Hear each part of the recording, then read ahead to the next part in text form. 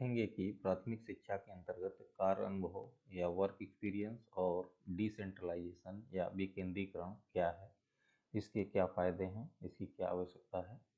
तो सर्वप्रथम अगर कार्य अनुभव या वर्क एक्सपीरियंस की बात करें तो ये कहता है कि पढ़ाई के साथ साथ बच्चे किसी कार्य में लगकर उसका अनुभव भी प्राप्त करें जिससे उनकी कुछ अर्निंग भी हो जाए, तो वह कार्य अनुभव की श्रेणी में आता है। क्योंकि हमारे देश की जो सामाजिक स्थिति है, आर्थिक स्थिति है और सांस्कृतिक स्थिति है, इसमें बराबर परिवर्तन होते रहते हैं। और इन परिवर्तनों के साथ अगर बालक साथ में इनके कार्य करता है, कोई कार्य करता है पढ़ाई के साथ साथ, तो उसको नए नए अनुभव होते रहते हैं। अब मान लीजिए विद्यालय है, आपका घर है, आपके खेत खलिहान हैं और डिफरेंट टाइप की जो इंडस्ट्री लगी हुई है, कल कारखाने हैं, उसमें अगर पढ़ाई के साथ साथ आप कोई प्रोडक्टिव वर्क करते हैं तो वह सब कार्य अनुभव की श्रेणी में आएगा। कार्य अनुभव को वास्तव में SUPW कहा जाता है। SUPW का मतलब होता है सोशली यूजफुल प्रोडक्टिव वर्क या समाज उपयोगी उत्पादक कार्य। तो ये राष्ट्रीय शिक्षा नीति 1986 में मेंशन किया गया था SUPW के बारे में कि अपने उद्देश्यों के साथ साथ अगर आप कोई शारीरिक कार्य करते हैं किसी विशेष फील्ड में जिससे आपको कुछ एक्सपीरियंस हो, तो वह जो है कार्य अनुभव की श्रेणी में आएगा। और पूरी की पूरी प्रक्रिया को ये शिक्षा के साथ जोड़ते हैं कि शिक्षा के साथ जो है SUPW भी बच्चों को कराना चाहिए जिससे उनका कार्य अनुभव बढ़े। वास्तव में कार्य अनुभव जो है एक शारीरिक कार्य है, क्योंकि आप जो है डिफरेंट टाइप्स की एक्टिविटी में जब पार्टिसिपेट करते हैं तो फिजिकल वर्क करते हैं। ऐसी स्थिति में विद्यार्थियों से जो है ज़्यादा शारीरिक कार्य लेना और जो है जो उत्पादन कार्य हो रहे हैं उनमें उनका सहयोग लेना जिससे विद्यार्थियों की कुछ आय हो जाए, ये सब के सब जो है कार्य अनुभव की श्रेणी में आएंगे। कार्य अनुभव शिक्षा और कार्य का एकीकरण प्रणाली है कि दोनों को एक साथ जोड़ दिया जाता है। जो आप शिक्षा ग्रहण कर रहे हैं और जो कार्य कर रहे हैं, ये दोनों एक साथ जोड़ दिए जाते हैं जिससे डिफरेंट टाइप्स की स्किल आपके अंदर डेवलप होती है। और यही पूरी की पूरी प्रक्रिया ही जो है आपके जो शिक्षा के प्रति अभिवृत्ति है उसके एकीकरण का आधार बनती है, जिसमें समाजवादी प्रजातांत्रिक धर्मनिरपेक्ष समाज का निर्माण होता है। इन इन कार्यों के द्वारा व्यक्ति पढ़ाई के साथ साथ जब इन कार्यों में लगता है तो एक प्रोडक्टिव जो है सोसाइटी का निर्माण होता है।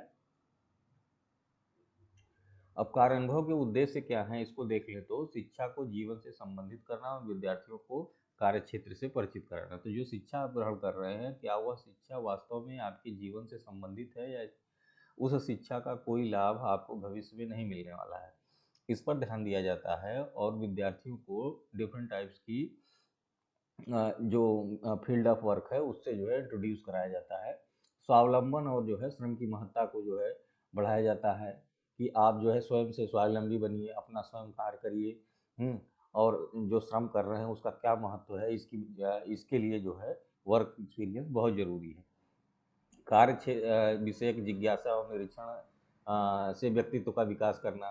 तो जो कार्य क्षेत्र बनाए गए हैं उसमें जो है किस प्रकार के डेवलपमेंट हो रहे हैं उसका निरीक्षण करिए, इसके लिए बहुत ज़रूरी है। आत्मविश्वास बढ़ाने के लिए है, कठिन परिश्रम करने की क्षमता विकसित करना, कार्य संबंधी आदतों का विकास करना, ये सब कार्य अनुभव के उद्देश्य के अंतर्गत आते हैं।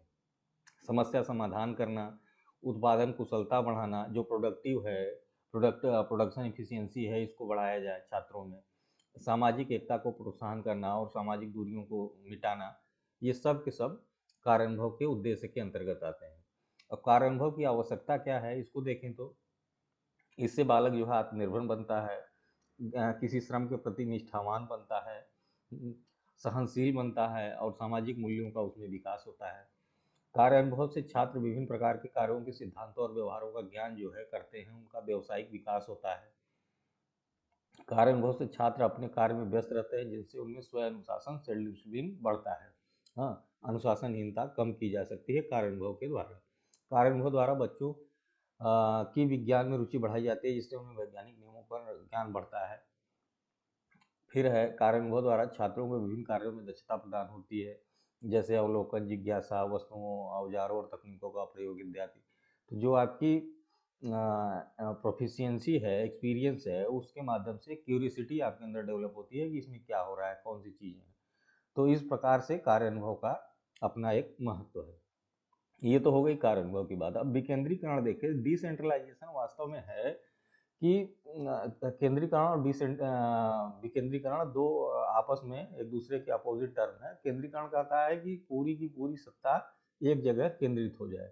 अब विकेंद्रीकरण कहता है कि पूरी की पूरी सत्ता को विकेंद्रित कर दिया जाए, फैला दिया जाए। जो नीचे के कर्मचारी हैं उनको भी जो है कुछ अधिकार दिए जाए, कुछ कार्य दिए जाए, जिससे जो है ग्राउंड लेवल पे, ग्रास लेवल पे काम तेजी से हो। तो ये पूरे के पूरे जो है हमारे डेमोक्रेसी का ये लक्ष्य रहा है कि जो शासन है या सत्ता है उसको सब तक जो है पहुंचाया जाए, और सबको पहुंचाने के लिए विकेंद्रीकरण, सब तक जो है सत्ता के कार्यों का, शासन के कार्यों को सब तक पहुंचाने के लिए विकेंद्रीकरण अति आवश्यक है। ये कहता है कि जो सारा सब पूरा कार्य है वो एक जगह संचालित ना होकर अलग अलग स्तरों पर संचालित हो, कि एक ही जगह से आदेश ना आए। डिफरेंट टाइप्स के जो लेवल बनाए गए हैं सत्ता के, वहाँ हर जगह कुछ न कुछ काम विभाजित कर दिया जाए। अब इसमें देखें तो कुछ डिफिनीशन है। जैसे फ्यूल साहब कहते हैं कि सहायकों की भूमिका बढ़ाने के लिए जो भी कदम उठाए जाते हैं वे सब विकेंद्रीकरण के अंतर्गत आते हैं। तो जो भी असिस्टेंट है, अधिकारी है, उसके नीचे जितने कर्मचारी हैं उनकी भूमिका बढ़ाई जाए, उनको अधिक से अधिक कार्य दिया जाए, तो यह विकेंद्रीकरण की श्रेणी में आएगा। एलेन कहते हैं कि विकेंद्रीकरण का संबंध उन अधिकारों से है जो केवल एक ही जगह जो है नहीं है, उसको अलग अलग स्तरों पर बांटा गया है। अब विकेंद्रीकरण की क्या विशेषताएं हैं इसको देखें तो आंशिक रूप से सत्ता का हस्तांतरण क्षेत्रीय कार्यालयों में। तो जो सत्ता है, जो सेंट्रलाइज जो है चीजें हैं, उसको जो है डिसेंट्रलाइज करके जो रीजनल कार्यालय बनाए गए हैं, रीजनल सेंटर, रीजनल ऑफिसेज हैं, वहां तक जो है कार्यों को पहुंचाया जाए और उनसे अधिक से अधिक कार्य लिए जाए। स्थानीय एवं आंचलिक समस्याओं के बारे में क्षेत्रीय तथा स्थानीय कार्यालयों को निर्णय लेने का अधिकार। तो जो स्थानीय समस्याएं होती हैं वो सेंट्रल लेवल पर या केंद्रीय स्तर पर उनका समाधान संभव नहीं हो पाता। ऐसी स्थिति में निर्णय लेने का अधिकार सॉरी निर्णय लेने का अधिकार स्थानीय कार्यालयों को दिया जाना चाहिए। फिर है जनता के सहयोग से कार्य, विशेषकर स्थानीय जनता का सहयोग प्राप्त करना। फिर है प्रशासकीय निर्णयों को लागू करना। फिर है उत्तरदायित्व के सत्ता का जुड़ाव। विकेंद्रीकरण से जो है डिवोल्यूशन करना, भर्रापण करना, कि जो सेंट्रलाइज होके चीज़ें जो है गलत जा रही है उसको डिसेंट्रलाइज करके सही किया जाए। फिर है विकेंद्रीकरण अधीनस्थों की भूमिका को महत्वपूर्ण बनाता है। तो जो अधीनस्थ कर्मचारी हैं, सबऑर्डिनेट कर्मचारी हैं, उनसे अधिक से अधिक कार्य लिया जाए जिससे उनकी भूमिका बढ़े। यह संगठन में ऊपर से नीचे तक अर्थात संपूर्ण संगठन में लागू करने की प्रक्रिया है। इसमें उत्तरदायित्वों के अनुपात में अधिकारों का हस्तांतरण किया जाता है। तो जो भी उत्तरदायित्व लोगों को दिए गए हैं उनका जो है ज़्यादा से ज़्यादा जो है ट्रांसफरेबल बनाया जाए, सबको कार्य दिया जाए। ये सब कुछ पॉइंट हैं जो विकेंद्रीकरण के अंतर्गत आते हैं, विशेषताओं के अंतर्गत। अब शिक्षा में देखें विकेंद्रीकरण क्या है।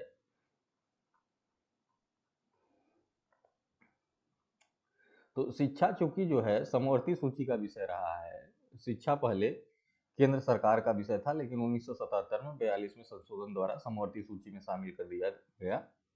तो समवर्ती सूची कहती है कि ऐसे विषय जिसमें राज्य और केंद्र सरकार दोनों नियम कानून बना सकते हैं, वह विषय समवर्ती सूची के अंतर्गत आएंगे, जो संविधान में समवर्ती सूची मेंशन की गई है।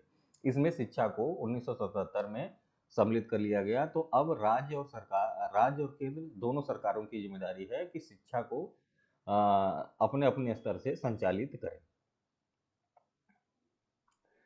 इस आधार पे अगर आप देखें तो जो राज्य और केंद्र सरकार की जिम्मेदारी दी गई है, इसके आधार पर वास्तव में प्राथमिक शिक्षा के जो विद्यालय हैं वो तीन तरीके से आपको दिखाई पड़ते हैं। एक केंद्र सरकार द्वारा जो संचालित विद्यालय होते हैं, जैसे नवोदय विद्यालय है, केंद्रीय विद्यालय है, और दूसरे हैं राज्य सरकार द्वारा संचालित जो नॉर्मल गवर्नमेंट स्कूल्स है, प्राइमरी स्कूल्स। और तीसरे हैं नॉन गवर्नमेंट जो प्राइवेट स्कूल होते हैं। इसमें भी दो तरीके के होते हैं। एक होते हैं सरकारी मान्यता प्राप्त और जो है आर्थिक सहायता प्राप्त, जिनको जो है सरकार से मान्यता मिली है और जो है आर्थिक सहायता भी दी जा रही है। जो डिफरेंट टाइप्स के ये स्कूल खुले हैं, महाजनी स्कूल होते हैं जो किसी ट्रस्ट या सोसाइटी के माध्यम से खुले रहते हैं, जिनको एडेड स्कूल्स कहा जाता है।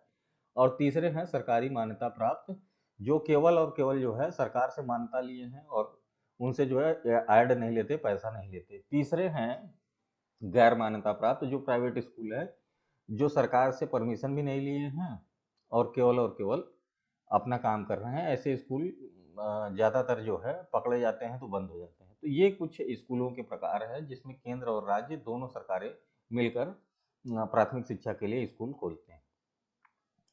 अब जो है ये केंद्र और राज्य सरकारें कैसे जो है कार्य करती हैं शिक्षा के लिए, उसको देखें तो ये क्या करते हैं कि राष्ट्रीय महत्व की संस्थाओं प्रशासन पर नियंत्रण एवं पोषण करते हैं कि जो राष्ट्रीय महत्व के संस्थान है उनका जो है कंट्रोल करते हैं, उनके लिए जो है फंड और ऐड की व्यवस्था करते हैं। केंद्रीय सरकारें क्या करती हैं कि केंद्रीय स्तर पर विद्यालय की स्थापना करती हैं, फिर अनुसंधान एवं वैज्ञानिक तकनीकी का समन्वय करते हैं। निःशुल्क और अनिवार्य शिक्षा हेतु प्रयास, तो आरटी लागू होने के बाद केंद्र और राज्य सरकारें दोनों जो है सभी बच्चों को निःशुल्क और अनिवार्य शिक्षा देती हैं, जिसमें जो है 65% योगदान जो है केंद्र सरकार का और 35% योगदान जो है आपकी राज्य सरकारों का रहता है। हिंदी एवं भारतीय भाषाओं का प्रचार प्रसार करते हैं, शिक्षा हेतु छात्रवृत्तियों का प्रबंध करते हैं प्राथमिक स्तर पे। और जो ये तो आपकी जो है केंद्र सरकार की बात होगी। अब स्थानीय स्तर पे क्योंकि डिसेंट्रलाइजेशन की बात है तो कुछ तो कार्य जो है केंद्र शिक्षा के लिए करता है, कुछ जो है राज्य करते हैं। राज्य स्तर पर भी जो है कुछ कार्य जो है स्थानीय स्तर पर किया जाता है, जो पंचायतों को अधिकार दिए गए हैं। तो उसमें क्या है कि प्राथमिक और उच्च प्राथमिक विद्यालयों के भवनों को संग्राम की पंचायत की संपत्ति मानना। तो ग्राम स्तर पे जो पंचायत है वो जो है पंचायत भवन को, विद्यालय के जितने भी एसेट्स हैं, सरकारी एसेट्स हैं, वो पंचायत की संपत्ति मानी जाती है। शिक्षा का प्रबंध ग्राम पंचायत स्तर पर करना। फिर है नई एवं वर्तमान विद्यालय भवन निर्माण एवं रखरखाव। तो पंचायत स्तर पर ये सारे के सारे काम किए जाते हैं कि शिक्षा का प्रबंध करना, जो विद्यालय अगर जो है टूट फूट हो गई, विद्यालय नहीं है तो उनका निर्माण और उनको उनके लिए जो है शिक्षा का प्रबंध किया जाता है। फिर विद्यालय में पठन पाठन होते विभिन्न समितियों का निर्माण, तो एसएमसी वगैरह का जो निर्माण किया जाता है विद्यालयों में वो इसी के अंतर्गत आता है। फिर है प्राथमिक स्तर पर शिक्षा है तो धन की व्यवस्था करना। तो प्राथमिक स्तर पर अगर शिक्षा धन नहीं है, पैसा नहीं है, फंड नहीं है, तो ऐसी स्थिति में वो धन की भी व्यवस्था करते हैं ग्राम पंचायतें।